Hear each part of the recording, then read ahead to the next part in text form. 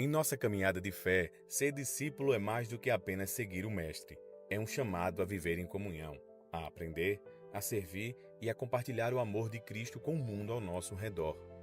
Os discípulos foram aqueles que ouviram o convite de Jesus e deixaram suas vidas habituais para segui-lo. Sua dedicação, fé e coragem nos inspiram até hoje.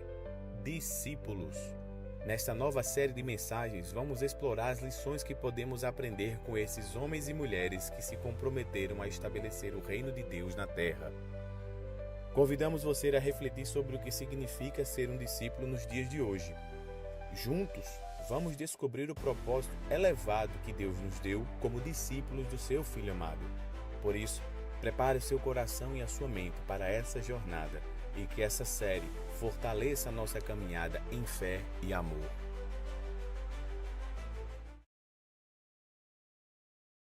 A graça e a paz do Senhor Jesus.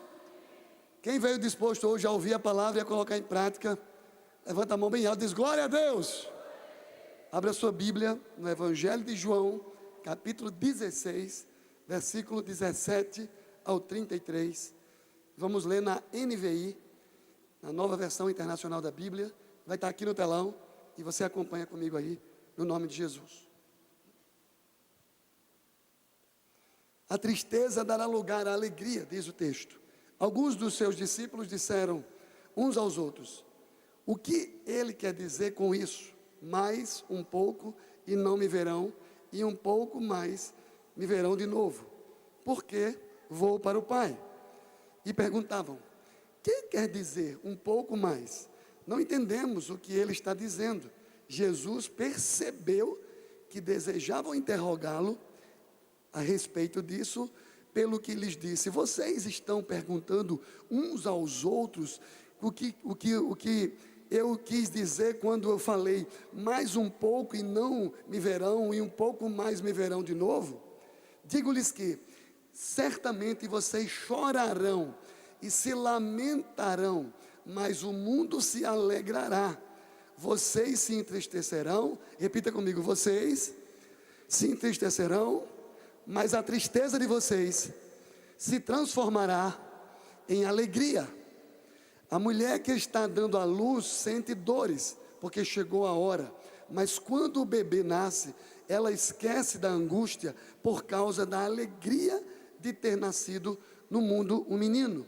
Assim acontece com vocês. Agora é hora de tristeza para vocês, mas eu os verei outra vez, e vocês se alegrarão, e ninguém lhes tirará essa alegria. Repita comigo: vocês se alegrarão e ninguém lhes tirará essa alegria. Naquele dia vocês não me perguntarão mais nada. Eu lhes asseguro que o meu Pai lhes dará tudo. E repita comigo: meu Pai lhe dará tudo o que pedires em meu nome. Até agora vocês não pediram nada em meu nome. Peçam e receberão, porque para que a alegria de vocês seja completa. Embora eu tenha falado por meio de figuras, vem a hora em que não usarei mais esse tipo de linguagem, mas lhes falarei abertamente a respeito do meu Pai.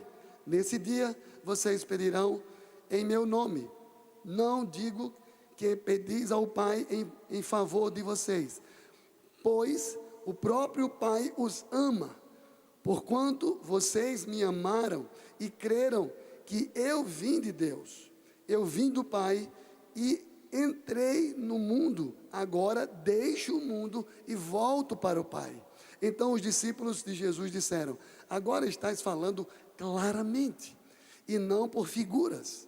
Agora podemos perceber que sabeis todas as coisas e nem precisas que te faça perguntas, pois isto cremos por isso cremos que vieste de Deus. Respondeu Jesus: agora vocês creem? Aproxima-se a hora, e já chegou, quando vocês serão espalhados por cada parte da sua casa. Vocês me deixarão sozinho, mas eu não estou sozinho, pois meu Pai está comigo, e eu lhes disse essas coisas, para que em mim tenhais paz. Repita comigo: eu lhe disse essas coisas, para que em mim tenhais paz. Neste mundo vocês terão aflições, contudo, tenham ânimo, eu venci o mundo. Baixa a sua cabeça, feche os seus olhos, vamos orar. Pai, no nome de Jesus, louvado, exaltado, engrandecido seja o teu nome para todos sempre, Deus. Nesse domingo, Senhor, do feriado, algumas pessoas viajaram, outras estão aqui. As pessoas que o Senhor escolheu para estar aqui, estão aqui. Outras estão em casa assistindo essa palavra. Espírito Santo, em nome de Jesus, ouve a minha oração. E que essa palavra transpasse essa câmera, que essa palavra transpasse os corações, que essa palavra chegue no centro de cada coração aqui que precisa ouvir uma palavra hoje à noite, Deus. Fala conosco, traz cada mente cativa ao trono da tua palavra. Deus, não é a minha palavra que está sendo pregada hoje à noite. Se fosse a minha, essas pessoas não estariam aqui, mas é a tua palavra, Pai. E a tua palavra não volta vazia, a tua palavra tem poder para penetrar entre juntas e medulas, entre a alma e o espírito, e trazer aquilo que o Senhor deseja para essa noite. Pai, no nome de Jesus, fala conosco, Senhor. Tira tudo aquilo que é do homem, coloca tudo aquilo que é do espírito nessa noite. Pai, no nome de Jesus, tira toda distração, pessoas se levantando, andando, saindo, indo para o banheiro, bebendo água. Por favor, Senhor, aquieta esse povo aqui e que essa palavra atraia os seus corações. Deus, fala conosco nessa noite, aquilo que Tu queres, e não aquilo que nós queremos ouvir, mas aquilo que Tu queres que ouçamos da Tua parte.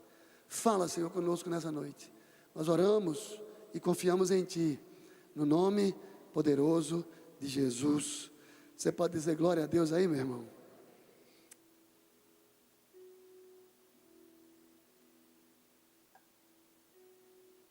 Hoje é o nosso 4º domingo do mês de junho.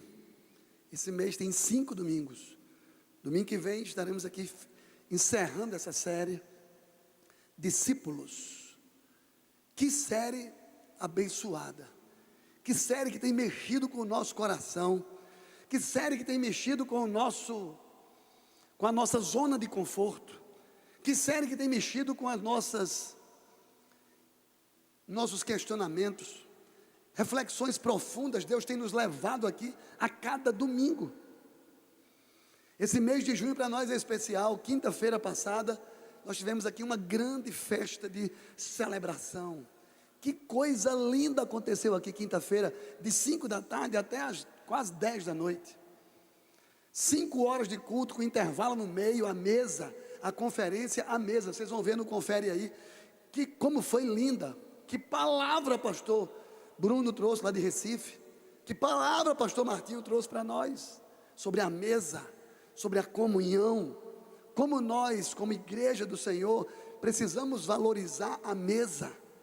O centro onde nós oramos, onde nós compartilhamos, onde nós temos comunhão, onde nós oramos, onde nós fazemos relacionamentos.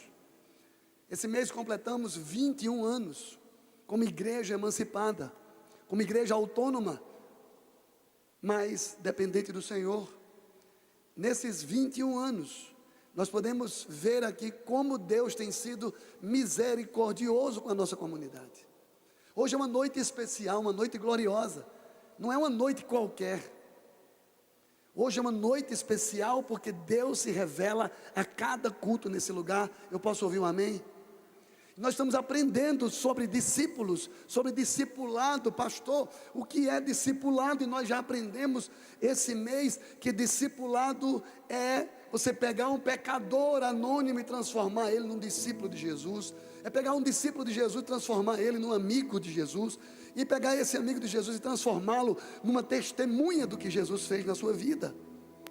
Discipulado é andar ao lado, é andar junto. Jesus, eu fico impressionado como Jesus investe todas as suas expectativas em pessoas. Jesus não construiu um templo em Jerusalém. Jesus não construiu ministérios. Jesus construiu relacionamentos. Jesus andou do lado de 12 homens. Ele compartilhou a vida dele.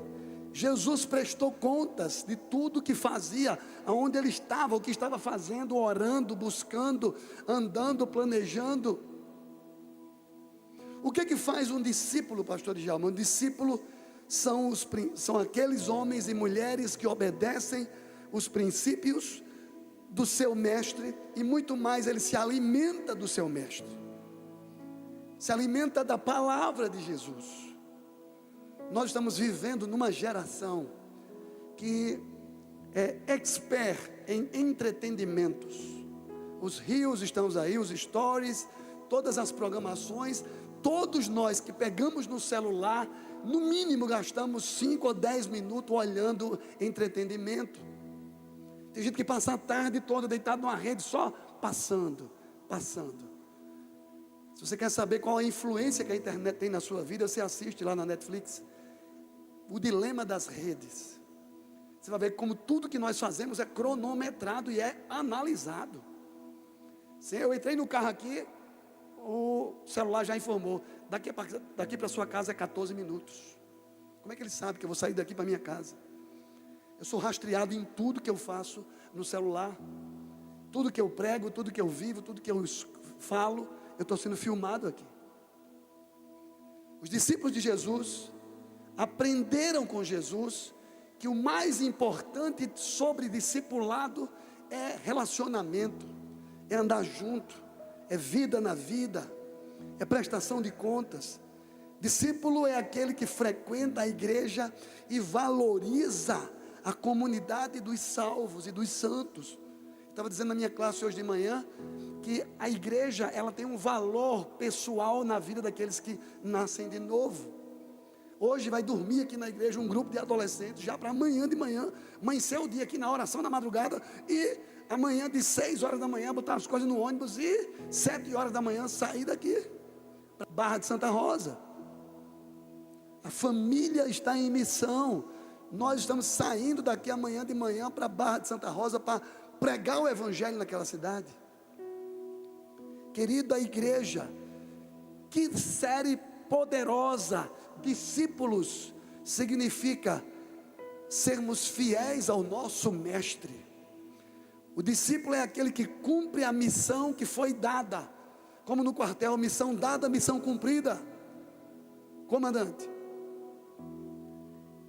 Jesus investiu tudo em discipulado e ele disse: vão e façam discípulos de todas as nações, batize eles em nome do Pai, do Filho e do Espírito Santo, ensine-os a guardar todas as coisas que eu vos tenho ordenado, e eis que eu estou convosco todos os dias até a consumação dos séculos.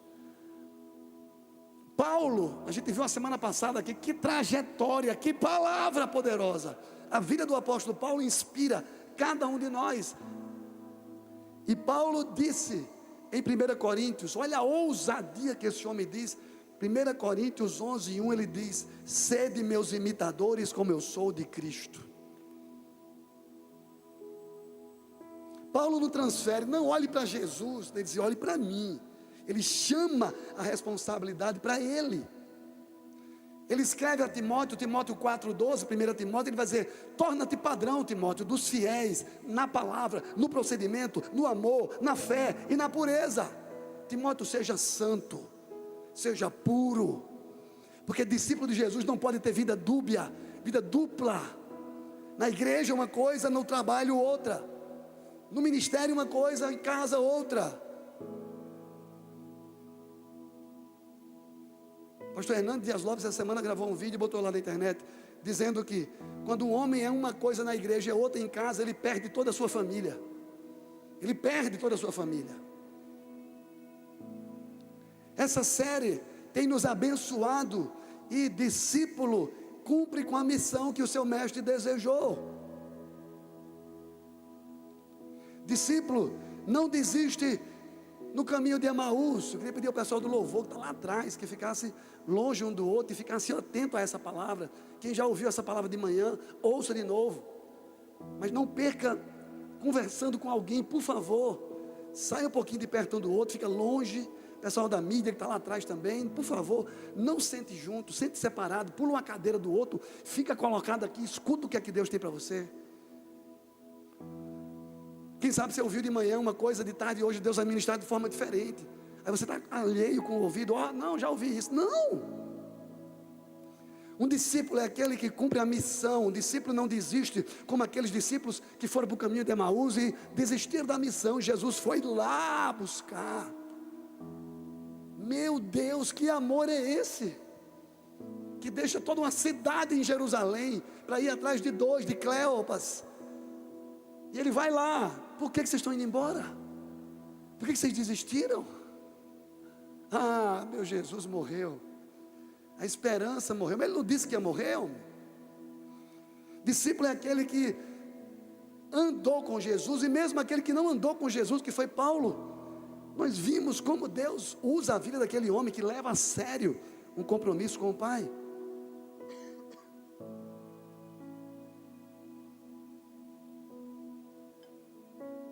O texto de hoje, que texto que nós lemos, prepara os discípulos a serem resilientes. Prepara os discípulos a enfrentar situações difíceis. A palavra que eu quero trabalhar hoje chama-se superação. Jesus diz aos discípulos: no mundo vocês terão aflições, mas em mim vocês têm paz. No mundo, lutas, aflições, em mim paz. Mas se vocês creem em mim, vocês vão vencer o mundo, porque eu venci o mundo. E comigo vocês vão vencer. Que mundo ele está falando?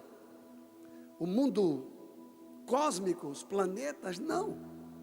O mundo, pessoas, porque Deus amou o mundo de tal maneira, João 3,16, o mundo ali é pessoas, porque Deus amou as pessoas de tal maneira? Não. Jesus está falando do mundo antiético, do mundo de valores distorcidos. O mundo vai destruir você, o mundo vai puxar você para o inferno. No mundo vocês terão aflições, dilemas. Declara o imposto de renda todo, ou chama o contador e dá um jeitinho. Pago todo o imposto, ou por aqui é melhor, pastor, por aqui é melhor, diretor. Por onde eu vou andar nesse mundo? No mundo tereis aflições. O dicionário define superação como um ato de alcançar vitória sobre algo ou alguém. Superação está diretamente ligada à resiliência e ao processo evolutivo. Jesus diz: tenham bom ânimo, e bom ânimo não vem de Deus, vem de nós. O bom ânimo não vem de Deus. Você não vai orar: Senhor, me dá bom ânimo. Não, você tem que ter bom ânimo. Você tem que acordar de manhã e dizer assim: sai tristeza.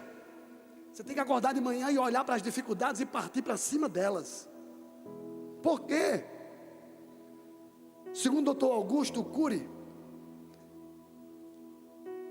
superação é ressignificar as janelas da mente.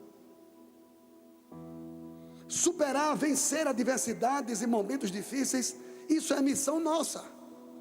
Quem não sabe superar dificuldades e lutas vai sofrer na vida. Mas Jesus disse isso aos seus discípulos: vocês agora estão tristes, mas o povo que está ouvindo vocês vai ficar alegre, mas vocês vão estar tristes porque vocês vão estar sendo perseguidos. Eu vou embora e vocês vão ser perseguidos. Queridos, Jesus ensina nessa passagem de hoje que a tristeza dá lugar à alegria. Olha o versículo 20, por favor, do texto que nós lemos.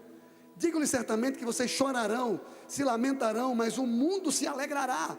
Vocês se entristecerão, mas a tristeza de vocês se transformará em alegria. E ele usa o exemplo de uma mulher no versículo 21. Isso é como uma mulher grávida, que vai para ter o filho, com dores, com contrações, muita dor. Mulheres, me ajuda aí, ter filho normal, dói ou não dói? Tem muitas que escolhem a cesariana, porque chegou a hora, não tem dilatação, lá, para bebê, abriu a barriga, o menino saiu. Mas aquelas que vão com dores, gritos, lamentos, mas quando a criança nasce, a dor desaparece e ela começa a ter alegria. Por quê? A angústia passa e a alegria de ver o filho nos braços se alegra. Jesus ilustra o princípio do exemplo da mulher grávida, que sofre para dar à luz, mas transforma a dor em alegria e vê o fruto dos seus braços. Meu filho. Uau! Ao nascer o filho, a mulher não se lembra mais da aflição. Se liga aí, na revelação da palavra. Sua tristeza é convertida em alegria. Warren Wisberg, um teólogo que pastor Hernando Dias Lopes bebe dele, destaca que a dor da mãe não só foi substituída pela alegria, mas foi transformada em alegria. É diferente, substituir dor por transformar a dor. Quem está ligado aqui diz amém. O mesmo bebê que lhe causou alegria foi o que lhe causou dores. A dor foi transformada em alegria. Cadê a dor? Oh, meu pai, meu filho está aqui, minha filha está aqui. E toda melada lá com o líquido da placenta, a mãe abraça e beija, porque é filho, é filha. Quem olha de fora diz, vixe, que coisa. Não, para a mãe ela gerou, ela pariu aquele filho. Queridos, Deus ainda faz o mesmo hoje, transforma tribulação em triunfo, tristeza em alegria. Quem pode dizer amém? O texto continua, uma recompensa na transformação. Quem vive isso, queridos, preste atenção. Você tem que superar as suas lutas entre você e você mesmo.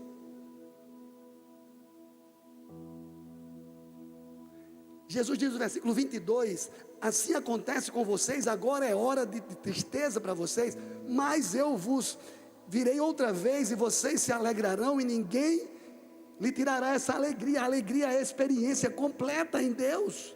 Jesus aplica a lição dizendo que os discípulos, quando eles o virem ressurreto, vitorioso, seu coração se alegrará, e essa alegria não será roubada, ela vai permanecer em nós.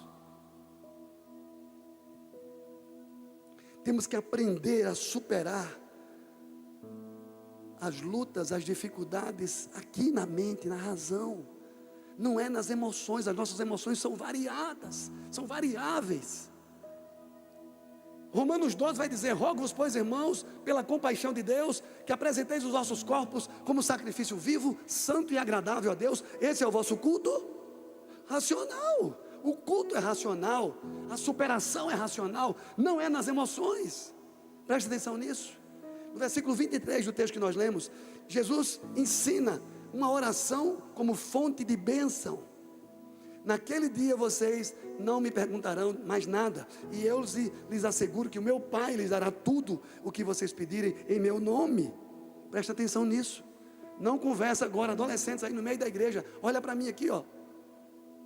Jesus não está ensinando que a oração é um cheque em branco que podemos apresentar a Deus em nome de Jesus no banco celestial. Não! A oração tem princípios que devem ser observados. Precisa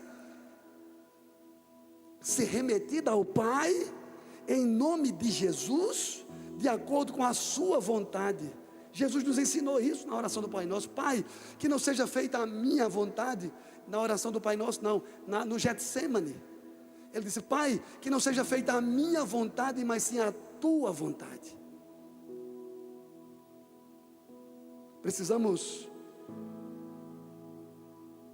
remeter ao Pai no nome de Jesus. A oração é uma fonte de alegria. Olha o verso 24, por favor, no seu texto. Até agora vocês não pediram nada em meu nome. Peçam e receberão. Peçam e receberão, porque a alegria de vocês estará completa. Jesus disse que a partir de agora, uma vez que ele vai ao Pai, os discípulos devem orar em nome dele e fazer eles serão atendidos para que a alegria seja completa. Ou seja, Deus tem prazer em atender as nossas orações, sim ou não? Sim. Deus é aquele Pai amado, aquele Pai amoroso. Ele tem prazer de atender as nossas orações. A oração não é apenas um instrumento para receber bênçãos e pedidos, mas uma fonte de alegria. Preste atenção aqui, por favor. Pois melhor é a dádiva de Deus do que a comunhão deleitosa. Melhor do que a dádiva de Deus é a comunhão deleitosa com Ele. O que o Jesus está querendo dizer para nós? Olha, eu vivi com vocês, eu ensinei a vocês a falar com o Pai, eu vou para o Pai, vocês vão ficar aqui, mas tudo que vocês pedirem ao Pai, Ele vai dar como Ele deu a mim. Só tem um detalhe: não se detenha nos pedidos, se detenha no relacionamento com Ele. Que tem a ver com relacionamento, não tem a ver com pedidos. E se nós formos olhar as nossas orações,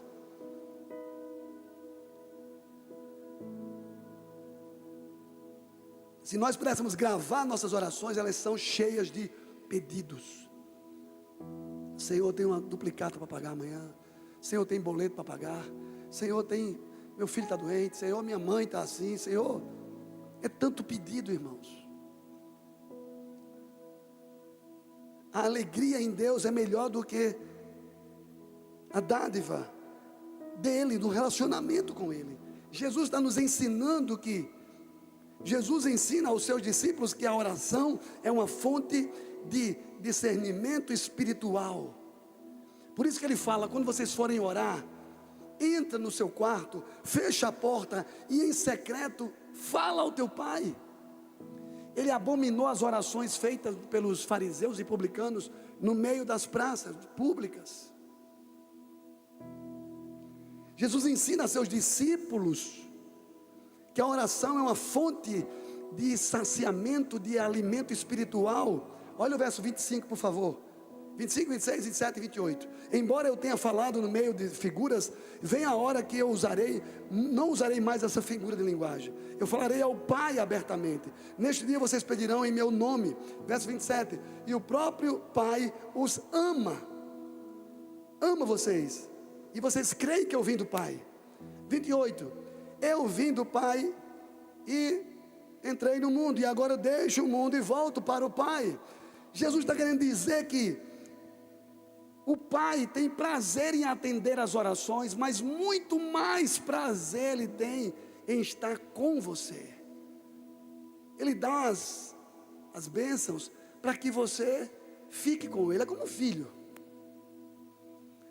Quem é pai aqui, por favor, vai me entender. Quem é pai aqui? Pronto. Você tem um filho interesseiro que ele só pensa em tirar de você. Pai, quero uma calça nova. Pai, quero um tênis. Pai, quero isso. Pai, tem um caderno. Pai, uma borracha. Pai, eu quero isso. E você dando. E ele pega e vai embora. E você, filho, cadê a nossa conversa? Quando é que você vai sentar aqui no colo do papai e dar um cheirinho quando era pequenininho, que ficava no colo de paiinho? Mas eles crescem e ficam interessados só no que o pai pode dar. Pai, meu tênis está feio, está velho, eu preciso de um novo. E o pai dá, por quê? Porque o pai ama. Mas a maior alegria do pai não é em dar presentes, a maior alegria do pai é estar com os seus filhos. Quem está me entendendo diz amém. Jesus usa figura de linguagens. Ele no cenáculo, ele pega uma bacia, uma toalha, ele vai servir. Ele vai mostrar assim: olha, vocês são importantes para mim. Eu vou lavar os pés de vocês aqui, para você entender que o negócio aqui não tem nada a ver com receber bênção, tem a ver com relacionamento. Eu quero lavar suas feridas, eu quero lavar os seus pés. Eu quero estar junto com você, eu quero ouvir as suas necessidades. A casa do Pai, Ele vai falar que há muitas moradas. Casa é lugar de habitação, casa é lugar de intimidade. Ele diz que tem casa no céu.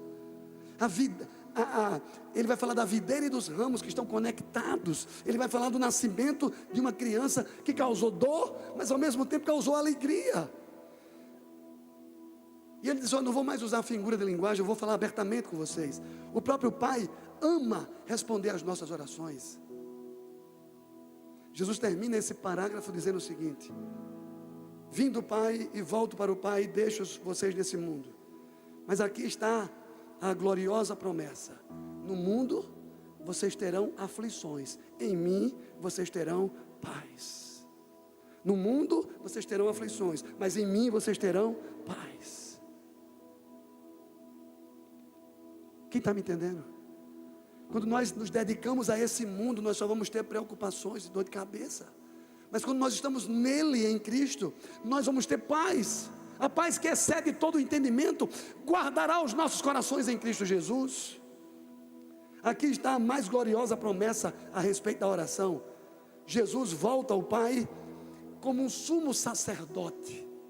Romanos 8,34. Ele volta ao Pai como um intercessor. Hebreus 7,27. Ele volta ao Pai como um advogado. 1 João 2,1. Warren Wisberg, ele vai dizer que a função do sumo sacerdote, Jesus nos dá a graça a fim de que guardemos, nos livremos dos nossos pecados. Como nosso advogado, ele nos restaura e confessamos os nossos pecados. Como intercessor, seu ministério nos possibilita uma testemunha do poder do Espírito Santo. Presta atenção nisso. Jesus deixa para os seus discípulos, em João 16, do 29 ao 33, 3 informações preciosas: pretensão, advertência e paz. Jesus está se despedindo dos seus discípulos: eu vou embora. Suas palavras se tornam cada vez mais claras. Isso provoca a reação dos discípulos, que lhe dizem: agora estamos entendendo, Jesus. Longe de parabenizá-los, Jesus adverte que eles o abandonariam a poucas horas, mas os conforta, dizendo que eles enfrentarão aflições. No mundo vocês vão enfrentar aflições, mas tenha bom ânimo, senão você afunda com esse mundo, senão você afunda na depressão, senão você afunda na ansiedade. Falar em depressão, somos o país mais depressivo do mundo. Somos o país mais ansioso da América Latina. Somos o país que tem mais de 400 milhões ou mil de psicólogos e terapeutas. E somos o país que mais sofremos disso.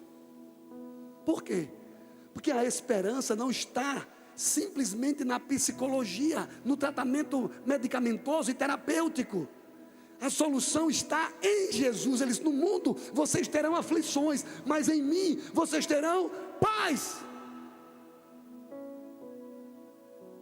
Quanto tempo nós gastamos com Ele durante o dia? Gastamos 1 hora no psicólogo, desembolsamos dinheiro. Eu não estou pregando contra a psicologia aqui, por favor, mas nós investimos dinheiro na psicologia, no nutrólogo, para cuidar do corpo, da saúde mental. E eu não estou dizendo que isso está errado. A minha pergunta é: quanto tempo a gente gasta no lugar secreto, com quem disse que no mundo teríamos aflições, mas nele nós teríamos paz? E as respostas são mais interessantes possíveis, para não dizer outra palavra. E aí, meu irmão, como é que foi essa semana no discipulado?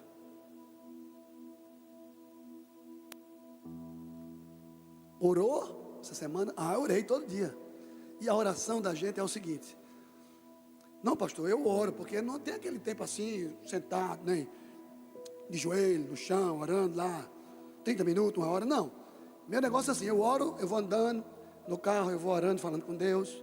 Eu tenho o meu jeito de falar com Deus. Eu vou trabalhar no ônibus, eu vou orando, falando com Deus. Em outras palavras, nós não damos atenção à oração com o Pai Celestial. Nós empurramos isso com a barriga. Mas ler a Bíblia, eu leio no aplicativo, pastor. Descobri um aplicativo top, que ele já dá o versículo, já dá a reflexão. Sério?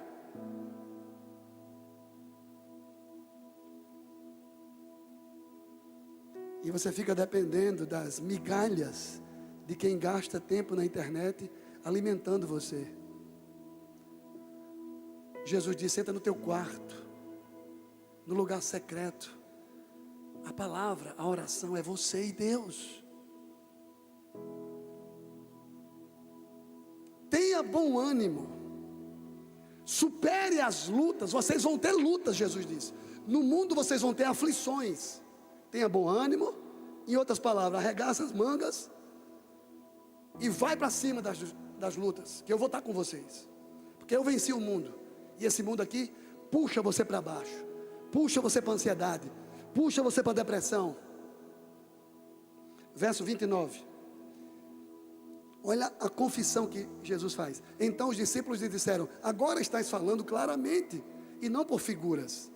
Verso 30. Agora podemos perceber que sabemos todas as coisas e nem precisa que te faças perguntas. Por isso, cremos que vieste do Pai. Aí Jesus vai dizer: vocês agora creem? Como que diz assim? Finalmente vocês caíram a ficha.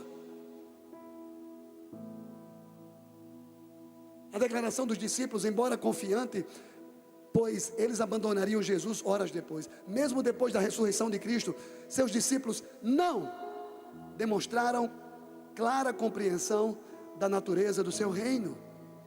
E ele faz uma advertência. Verso 31 e 32 do texto que nós lemos. Responde Jesus: agora vocês creem? Aproxima-se a hora, e já chegou, quando vocês serão espalhados, cada um para as suas casas. Vocês me deixarão sozinho, mas eu não estou sozinho, porque eu estou com o Pai. Mas eu não vou abandonar vocês. Vai ser pedaço de discípulo para todo canto agora. Os romanos vão caçar vocês quando eu for preso, quando eu for morto. Eles vão procurar vocês porque eles querem banir todo o ensinamento que eu deixei através de vocês. Então se prepare que vai vir lutas. Jesus não promete palavras adocicadas. Não. Vocês vão passar por aflições. O inferno vai se levantar contra vocês. Roma vai se levantar contra vocês. Jesus questiona a fé dos discípulos e adverte-os que eles o abandonariam e seriam dispersos, mas garantiria-lhes que eles não ficariam só.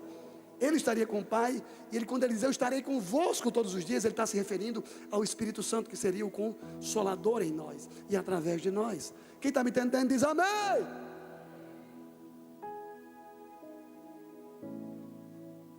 Jesus não adverte os discípulos para deixá-los abatidos, mas para que eles tenham paz.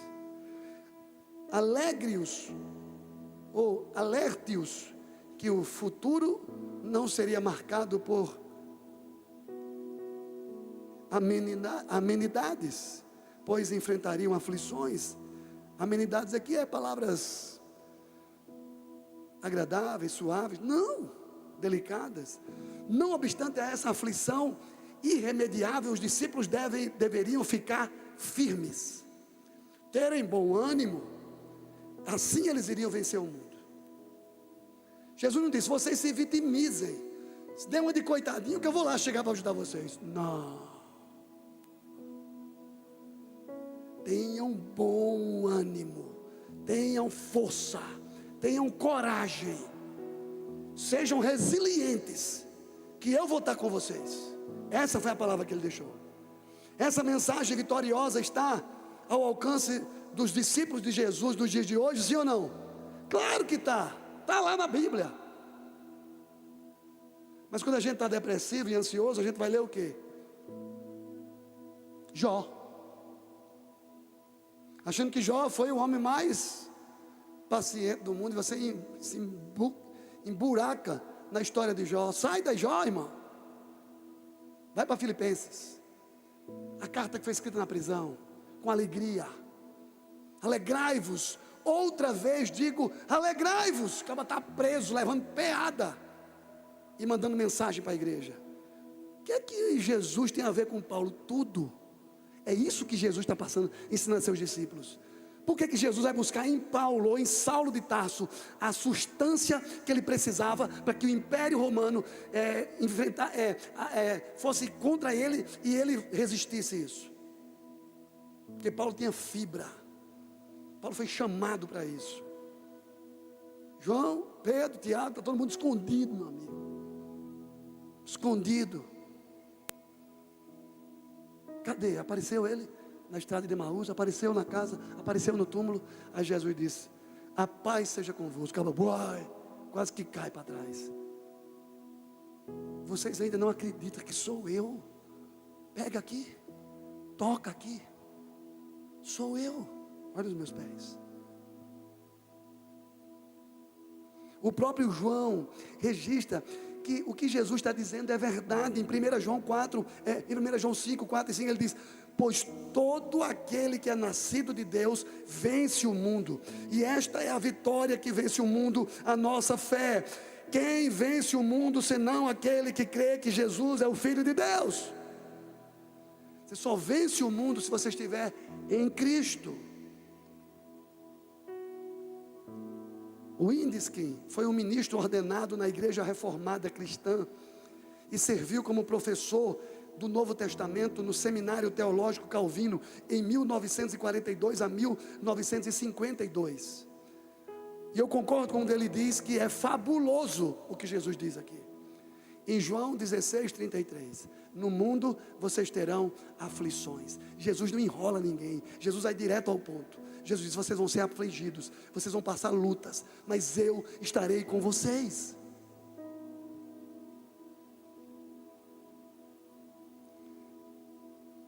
Quando neste exato momento, quando um homem de dores, diz ele, conclui seu discurso final no cenáculo, não por antes de trilhar o vale escuro da morte, ele se dirige aos seus discípulos com estas palavras: no mundo tereis aflições.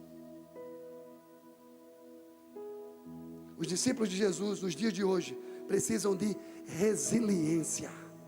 O que é resiliência, pastor Djalma? É a capacidade que alguém tem de se recuperar rapidamente, de superar dificuldades e adversidades, adaptando-se a situações difíceis, sem ser permanentemente afetado.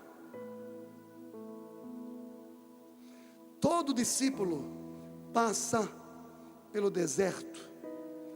Todo discípulo de Jesus passa pelo seu próprio deserto. Abre o seu coração agora e olha como Deus trata os seus melhores homens na história da humanidade, para que o Evangelho, para que as boas novas, para que o relacionamento de Deus com os homens chegue até nós. Olha as lições que Deuteronômio nos ensina do deserto.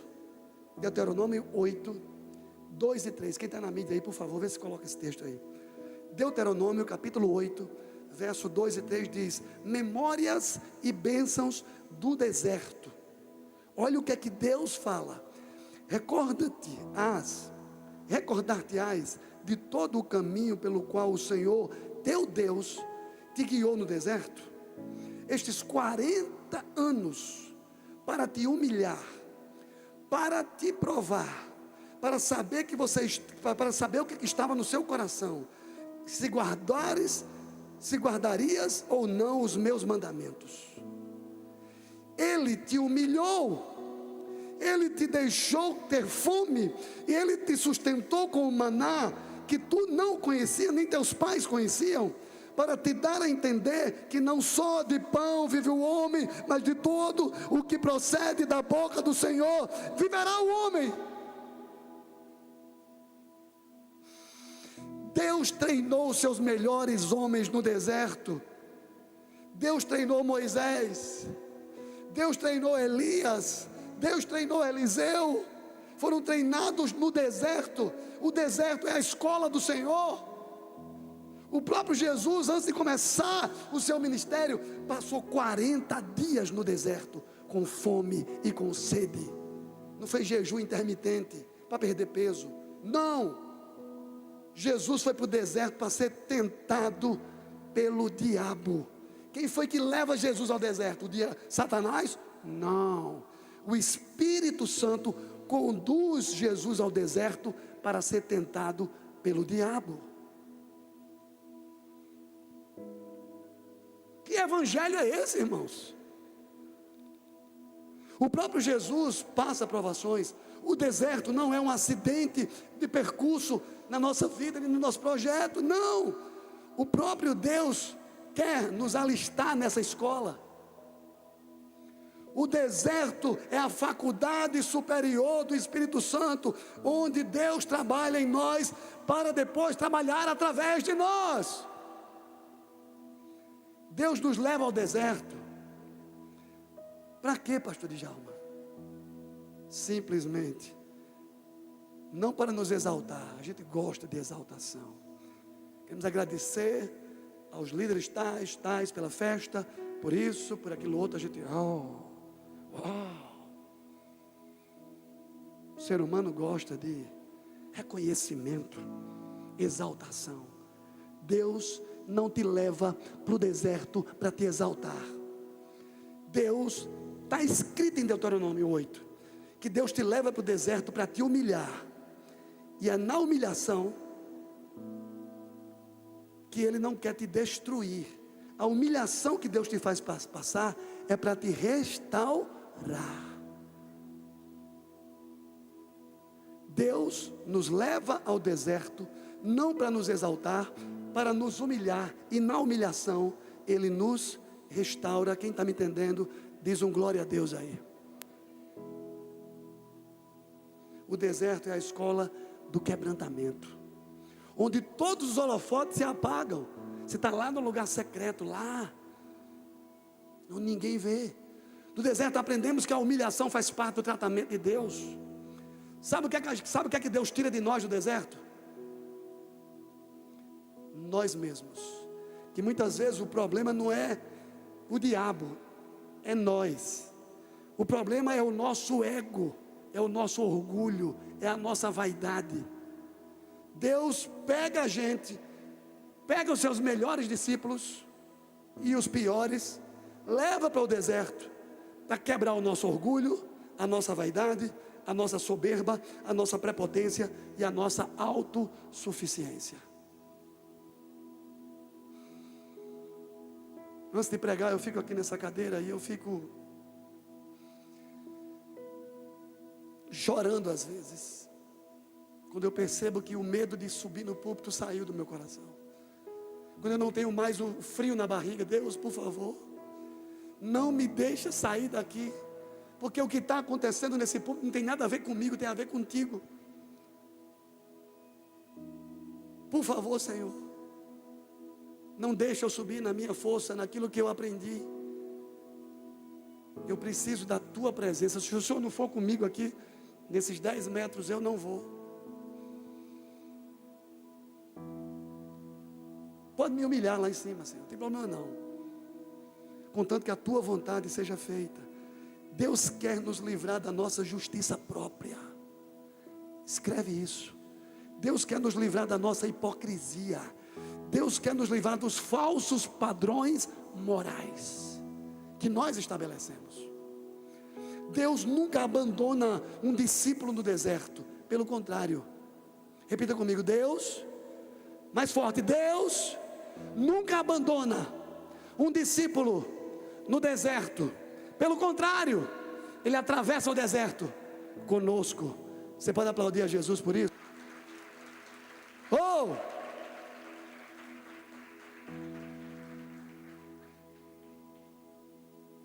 No deserto, aprendemos que Deus está mais interessado em quem somos do que no que fazemos. Deus nos leva ao deserto para nos falar ao coração. O mais importante para Deus não é as bênçãos, são os relacionamentos. Preste atenção nisso, IBF. É no deserto onde se aprende literalmente que a provisão vem de Deus e não dos nossos próprios recursos. No deserto aprendemos a depender mais do provedor do que da provisão. Já pensou que a gente nunca busca o provedor, só busca a provisão? Cadê o dinheiro para pagar as contas? Cadê a feira? Cadê as coisas? Muda o foco, discípulo. Não é na provisão, é no provedor. Se você gasta mais tempo com Deus, se você tem mais intimidade com o Pai, o que Jesus fez lá no Jardim do Éden? O que Deus fez? criou um paraíso, irmão. Sabe o que é um paraíso? Com tudo. Não precisava cartão de crédito, nem pagar conta.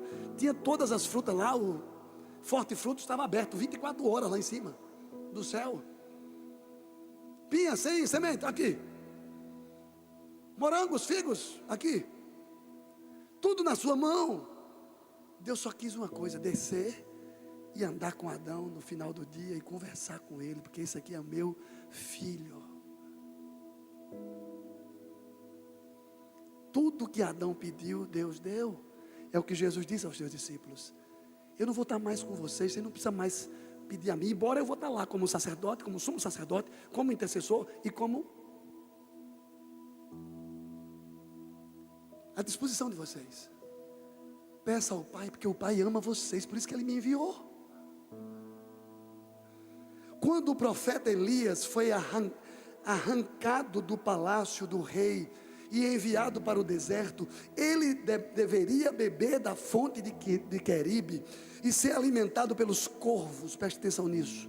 Naquele esconderijo no deserto, o profeta deveria depender do provedor e não da provisão. Deus sustenta o profeta, e era para ele perceber isso.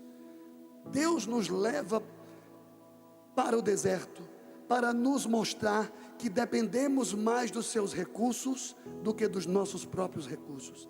É fácil falar sobre crise quando está tudo as contas pagas. Mas no deserto aprendemos que nosso sustento vem do provedor. Quando nossa provisão acaba, Deus sabe onde estamos e para onde deveríamos ir e o que deveremos fazer. A nossa fonte pode secar, mas o manancial de Deus jamais secará.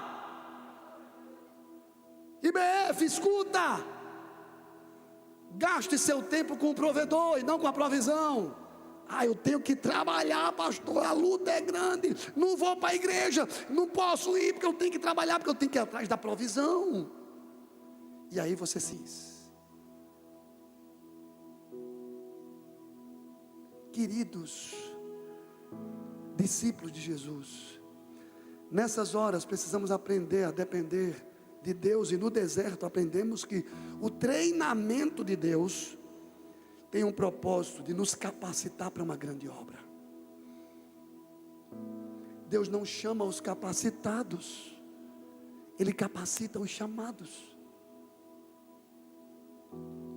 Porque a glória não é sua. No deserto aprendemos que o treinamento de Deus tem o propósito de nos provar para nos aprovar, e não para nos humilhar apenas. Deus chama Abraão para o Monte Moriá para sacrificar o seu filho. Abraão, vem cá, deixa eu ver se eu posso confiar em você. Pega teu filho e sacrifica lá no monte. Meu amigo, Abraão não duvida. Abraão não diz: Satanás, sai daqui. Não, Abraão pega o menino, pega a lenha, bota no jumento e sai. Aquilo era uma prova de fé. Quem está me entendendo diz amém. No deserto aprendemos que o treinamento de Deus tem um propósito de nos alimentar no deserto. Alimentar-nos da nossa provisão. No deserto aprendemos que o treinamento de Deus tem um propósito de uma grande obra, de um livramento. Deus nos dá escape e livramento no deserto. Isaías 43:2 diz: quando passares pelas águas, eu serei contigo. Quando pelos rios, eles não te submergirão. Quando passares pelo fogo, não te queimarás, nem a chama arderá em ti. Eu vou proteger vocês, eu vou cuidar de vocês. Quando vocês aprenderem a depender de mim, do provedor, e não da provisão. Todos os discípulos passam por desertos, e é Deus quem nos leva. A minha orientação é: não peça para sair do deserto. Chegou a hora, pastor, já faz tantos anos que eu estou sofrendo aqui na prova. Chegou a hora de Jesus me botar lá para o topo. Que é isso? É você quem determina. Chegou a hora de sair do deserto quando a minha impaciência esgotou. Não. Você só sai do deserto quando você estiver todo quebradinho e que Deus disser assim: agora você sai.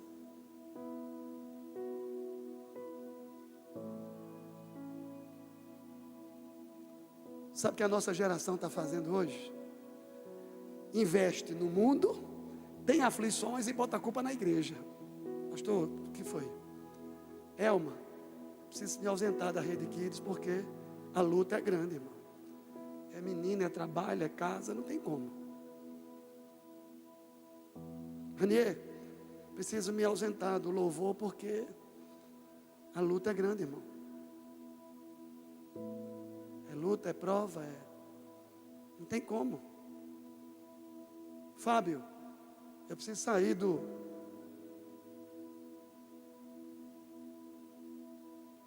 trânsito. Eu preciso deixar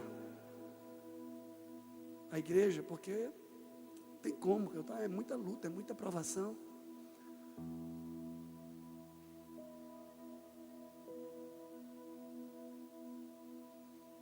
A igreja é como se Deus fosse o responsável por eu estar servindo na igreja. As provações aumentam. Será?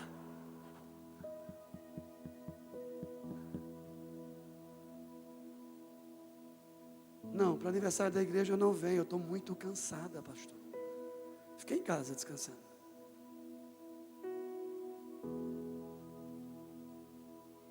Brincadeira. Que nível de discípulos nós temos hoje, irmãos? A luta nossa não é contra a carne e o sangue. Discípulos são levados para o deserto para entender que estamos numa luta espiritual. Efésios 6:10. Porque a nossa luta não é contra a carne e o sangue, e sim contra principados e potestades, dominadores desse mundo tenebroso.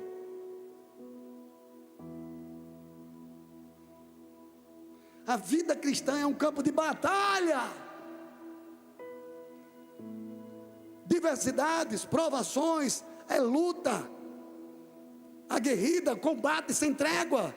Nesse campo não há ninguém neutro. Não vou buscar Jesus não, porque se eu começar a orar mais, a luta vem. Se você não buscar Deus, você está vendido nessa batalha. Vamos usar a armadura de Deus, Paulo diz, para lutar contra as astutas ciladas do diabo. O apóstolo Paulo trata essa luta e vence essa batalha. O diabo não tem pena de ninguém, irmãos. Não vou me envolver não, porque prefiro ficar neutro. Quando você pensa que dá neutro, você já está no chão, Satanás já está com o pé no seu pescoço, assim, esse aqui já foi. Quem é o próximo aí que vai se levantar? Não, mas eu saindo do ministério, pastor, tudo resolve na minha vida. As lutas acabam, eu vou cuidar do meu corpo, da academia, eu vou para o psicólogo, eu vou não sei para onde, eu vou para lá, e vou para cá, e tchau. Mundo. No mundo, aonde você buscar no mundo, você terá aflições. Mas tenha bom ânimo, seja corajoso, seja resiliente, enfrente as dificuldades. Capacidade de superar obstáculos, diversidade. É isso que Jesus falou nesse texto. E a oração final, o versículo 33. Estas coisas vos tenho dito para que em mim tenhais paz no mundo, a paz no coração e na alma. Numa tradução mais aberta. Aqui na terra vocês terão muitos sofrimentos, tristezas e aflições, mas tenham bom ânimo, porque eu venci tudo isso. Jesus vence lá no Getsemane, quando ele pega o peso de toda a humanidade, de todo o pecado sobre a sua vida. E ele diz: Pai, passa de mim esse cálice. Jesus vem buscar os verdadeiros discípulos. Mateus 25, 31, Jesus diz: as ovelhas e as cabras, os cabritos e os bodes, Quando vier o Filho do Homem na sua majestade, todos os anjos com ele estarão assentados no trono da sua glória, e todas as nações serão rendidas à sua presença, e ele separará uns dos outros, como o pastor separa os cabritos das ovelhas, e porá as ovelhas à sua direita, mas os cabritos à sua esquerda. Então dirá o rei aos que estiverem à sua direita: vinde, benditos do meu Pai, entra na posse do reino que está preparado desde a fundação do mundo. Porque eu tive fome e vocês me deram de comer, tive sede e não me deram de beber, fui estrangeiro e vocês não me hospedaram, estava nu e me vestistes, enfermo e não me visitaste, preso, fosse me ver. Senhor, quando foi que o Senhor teve morto, preso? Quando vocês não fizeram a um desses pequeninos, vocês fizeram a mim. O rei respondeu e dirá: em verdade vos afirmo que sempre o que fizeste a um desses pequeninos, você fez para mim. Então o rei dirá aos que estiverem à sua esquerda: apartai-vos de mim, malditos, para o fogo eterno, preparado para o diabo e seus anjos. Porque eu tive fome e você não me deu de beber, eu tive sede e você não me deu de beber, de comer e de beber, eu estava nu e você não me vestiu.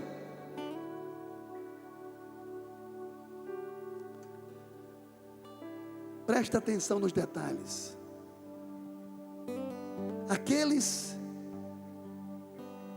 que foram apartados, mas Senhor, em teu nome eu expulsei demônio, eu falei línguas, eu fiz tudo. Característica de quem está na igreja. Moral da história: quem faz o milagre é Jesus através de você, e não você. Por isso que você expulsou demônio, falou línguas, curou enfermos, e agora eu vou para o inferno. Vai! Por quê? Porque você se envolveu com a obra do Senhor e não com o Senhor da obra. Você só está preocupado em servir, em ficar lá fora no trânsito, mas entrar para a igreja, não. Marcos, é o seguinte: se você quiser, eu ainda fico lá servindo, lá fora, mas na igreja eu não tenho condição, eu não consigo. Essa é a frase do diabo dos últimos dias: eu não consigo, pastor.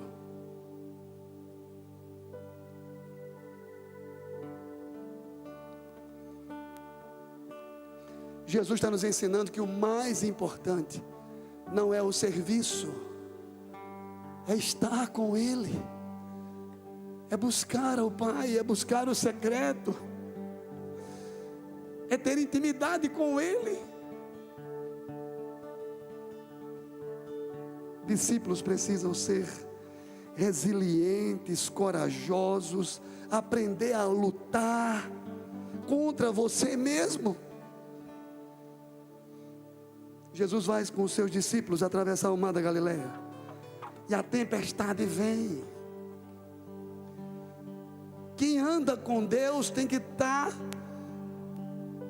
disposto a enfrentar ventos contrários. Ah, pastor, mas não é sinal de Deus que Jesus vai estar com a gente e tudo vai dar bem? Não, você já sabe disso. Projeto missionário começa amanhã. Vamos enfrentar lutas em Barra de Santa Rosa? Talvez. Mas o grupo que vai consciente que nós estamos numa batalha. Não é acampamento de férias. Não tem gincana no projeto missionário. Tem demônio para expulsar. Tem lutas. Ah, vai um bocado de menino, pastor. Os discípulos também eram meninos, inclusive na fé. Se converteram e já entraram na batalha. Queridos, ventos contrários vêm sobre discípulos que sabem lidar com situações adversas.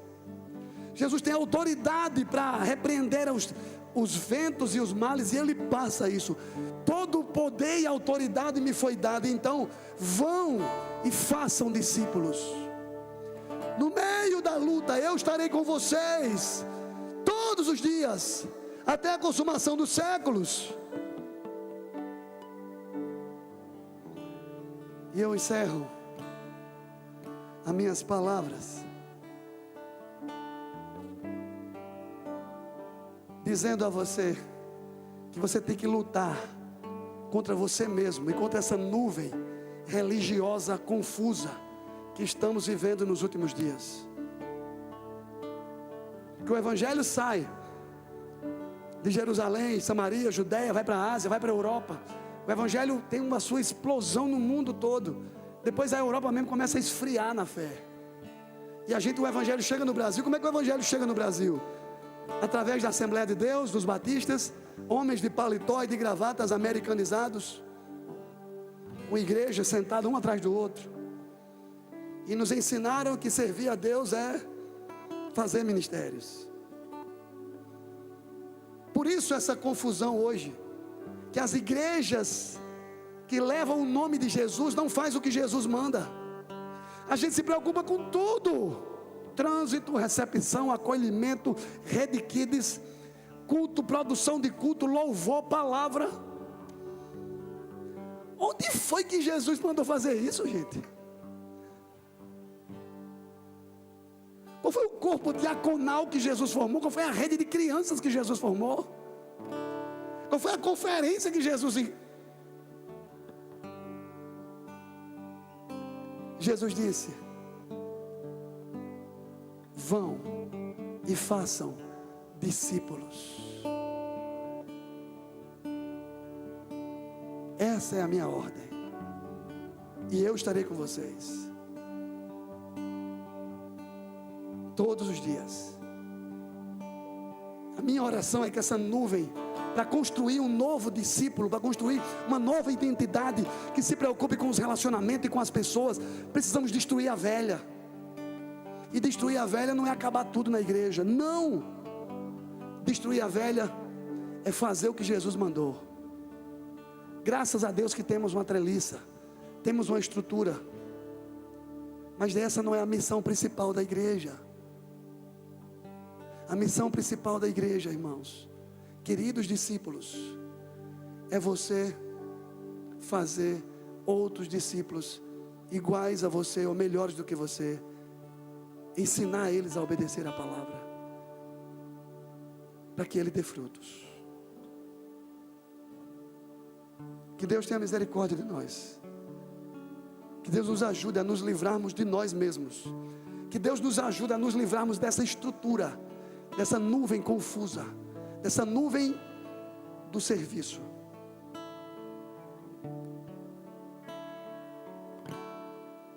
E que possamos nos arrepender.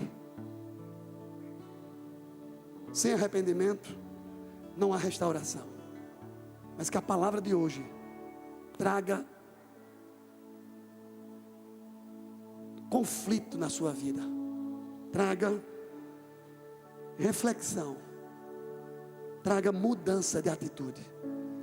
E que se levante dessa cadeira hoje um discípulo resiliente, corajoso, que saiba superar obstáculos na vida e que saiba valorizar o secreto, que invista no relacionamento com Deus, com Jesus, e não necessariamente no serviço a Jesus. Quem sabe se Jesus viesse hoje, como veio na época dos fariseus, nós expulsaríamos ele da igreja do mesmo jeito. Nós diríamos, como disse os fariseus da época: solta Barrabás e prende Jesus. Ou melhor, solta Barrabás e crucifica Jesus, porque ele não se encaixa dentro dos nossos padrões religiosos, de vir para a igreja quando eu posso, de vir para a igreja quando tudo vai bem. Baixa a sua cabeça, feche os seus olhos. Que Deus nos abençoe nessa noite, que os nossos olhos possam ver a salvação, no nome de Jesus.